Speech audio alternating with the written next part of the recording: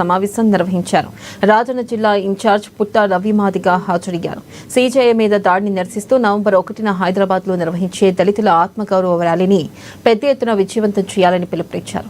రాజన్న సిరిసిల్ల జిల్లాలోని అన్ని మండల కేంద్రాల నుండి గ్రామాల నుండి బస్సులలో వచ్చేలా మండల కమిటీ నాయకత్వం తీసుకుంటుందన్నారు. అలాగే జిల్లా నాయకులు రాష్ట్ర నాయకులు సమావేశాలు నిర్వహించుకోవాలన్నారు. చలో హైదరాబాద్ అత్యంత శాలువతో సవాలుతో కూడుకున్న విషయం కాబట్టి దళితుల ఆత్మగౌరవం కోసం జరుపుతున్న ర్యాలీ అన్నారు.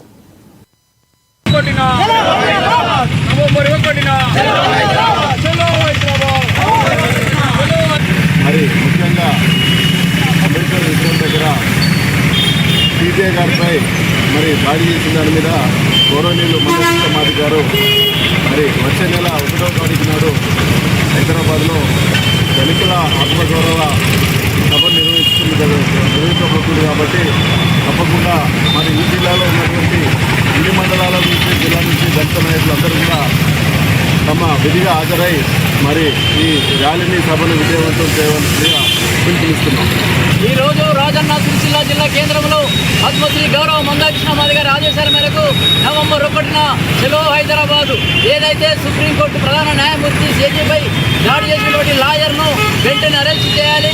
మరి ఎంత దాని వెనకాల ఉన్నటువంటి కుట్రదారులు ఎవరైనా కానీ వాళ్ళను కూడా వెలికి తీసి అరెస్ట్ చేయాలని డిమాండ్ చేస్తూ దాదాపు నెల 20 రోజుల